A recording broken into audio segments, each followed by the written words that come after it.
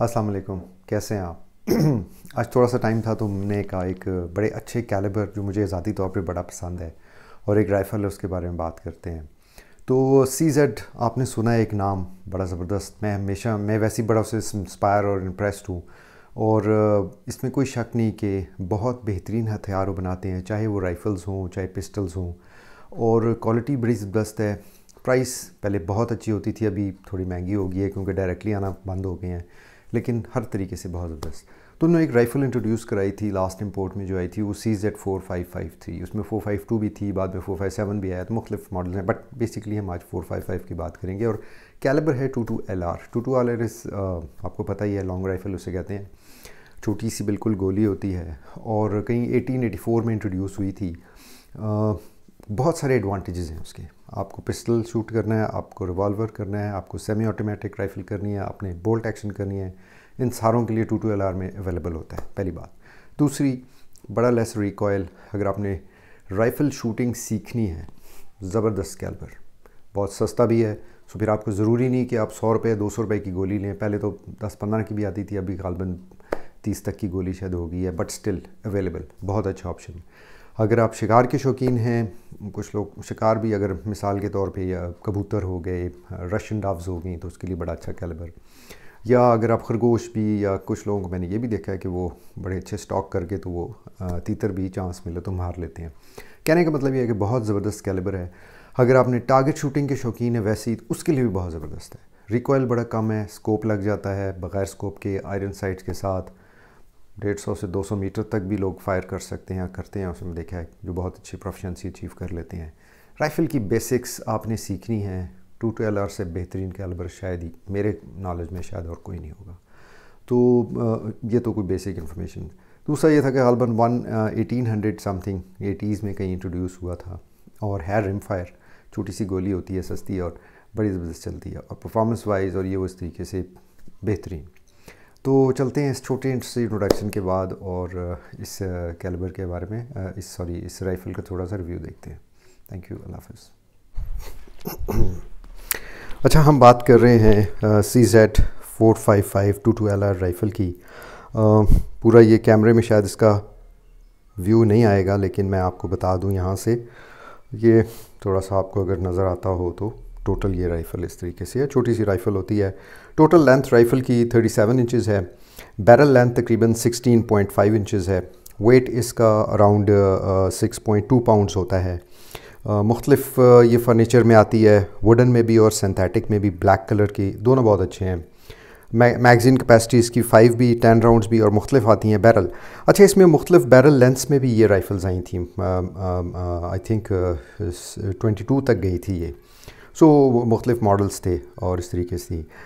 Sides इसमें front और rear कोई भी नहीं होती हैं। 11 मिलीमीटर डवटेल होती है, जिसके ऊपर स्कोप माउंट किया जा सकता है। मैक्सिमम डिस्टेंस जो इसमें कहा जाता है बेहतर होता है कि मतलब अप टिल 200 मीटर्स, जो बहुत प्रोफिशिएंसी अचीव कर लेते होते हैं। तो एक साइड से मैं शुरू करता हूँ इसको। सबसे पहले आते हैं हम पूरे वुडन स्टॉक के ऊपर।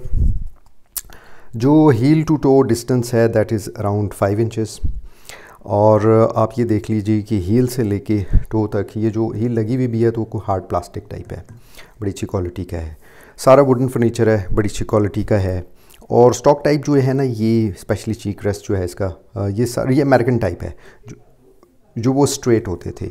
अगर यूरोपियन हो तो वो थोड़ा सा वो कर्व्ड सा होता है, जिसको रोमन नोज़ कहते थे, वो नहीं है बैरल। नॉर्मली ये कहा जाता है कि स्कोप के लिए स्ट्रेट टाइप ज़्यादा बेहतर है।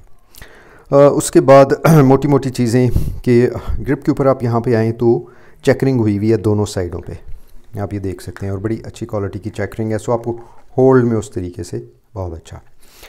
उसके बाद इसी तरीके से फ्रंट एंड गार्ड की साइड पे भी, जहाँ पे आप ये राइफ़ल को यूँ पकड़ते हैं तो उस पर भी चेकरिंग हुई हुई है। मेरे ख्याल मैंने ये इसमें जो इवन इसकी सिंथेटिक वर्जन थी उसमें यही देखा था कि चेकरिंग दोनों साइड पे है। अच्छा, उसके बाद राइफ़ल के अंदर जो फ़ीचर्स हैं उस तरीके से, सारी बात है, बोल्ट एक्शन राइफ़ल है। सबसे पहले तो हम इसको चेक कर लेते हैं एक दफ़ा। ये मैगज़ीन है इसकी जी, प्लास्टिक की, अंदर उसके वो होता है जो मेटल वगैरह लगा होता है, लेकिन प्लास्टिक मैगज़ीन है बेसिकली। ये इसका बोल्ट खुल के, और सो आप इसको बटन को आगे कर देते हैं तो आप सेफ्टी इंगेज हो गई है, नॉट सेफ, और पीछे करें तो फिर आप इसको शूट कर सकते हैं। बोल्ट बड़ा छोटा सा शॉर्ट एक्शन है, मज़े की राइफ़ल है, लाइट वेट है और इस्तेमाल करने में मज़ा आता है। दूसरी बात मैंने जिस तरह पहले बताई कि इस राइफ़ल में ना फ्रंट में और ना रियर में कोई साइट्स कोई भी नहीं है, और उसकी रीज़न ये है कि ये बनी ही स्कोप्ड के लिए है। तो यहाँ पे आपको शायद थोड़ा सा नज़र नहीं आ रहा, मैं इसकी ये कैप्स उतार दूँ, डस्ट कवर उतारूँ तो आपको पता चलेगा, थोड़ा सा क्लियर हो जाएगा। यहाँ पे ये 11 mm की डव टेल्स बनी हुई हैं।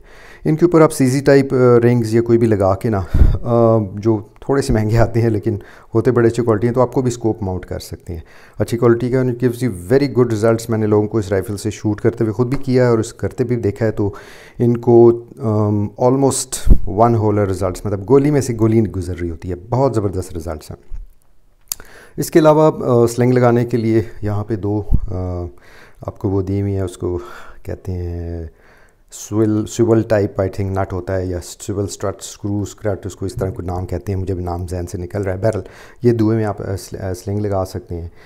मुख्तलिफ़ कैटेगरीज़ इस राइफ़ल की आई थी, जिसमें लाक्स, वारमेंट, स्काउट, सिलहट और 4-5 नाम तो मुझे याद हैं और भी बेतहाशा थे। सो वो मुख्तलिफ़ किस्म के मॉडल थे, किसी की लेंथ ज़्यादा है, कोई इस तरह है, कोई स्लाइटली मोटे बैरल में गालबन इनकी वारमेंट वर्जन भी आई थी। इसके अलावा ये है कि मैंने जैसे बताया कि सेफ्टी है, बोल्ट एक्शन है, राइफ़ल की क्वालिटी बिल्ड बहुत ज़बरदस्त है। अंदर बाहर से आप खोल के देखें आपको पता चलता है, कोई किस्म की इस तरह का इशू नहीं है। और जिस तरह 212 का होता है, वेरी लेस रिकॉयल, और मज़ा आता है शूट करने का। तो ये मोटी मोटी चीज़ें थी इस राइफ़ल के बारे में। मुझे चांस मिला जब भी तो मैं आपको इसके थोड़े से रिज़ल्ट शेयर करके बताऊंगा, और आई एम श्योर आपको मज़ा आएगा। तो थैंक यू। इस चीज़ के बाद इन चीज़ों के साथ रिव्यू ख़त्म हुआ, और अगर कोई और चीज़ तो फिर हम बात करेंगे। Thank you very much. Allah हाफ़िज़।